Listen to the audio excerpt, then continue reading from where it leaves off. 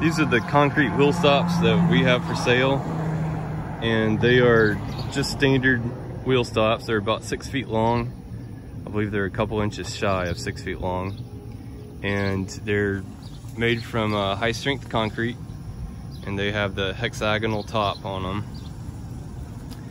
And you can see a bottom view right here of the wheel stop, and then they have the 2 pinholes, and each one that we sell comes with the anchors to attach them into the concrete or asphalt.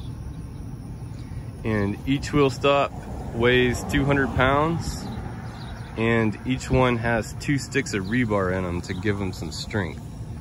So if you are interested, you can find out more information at swscaffolding.com.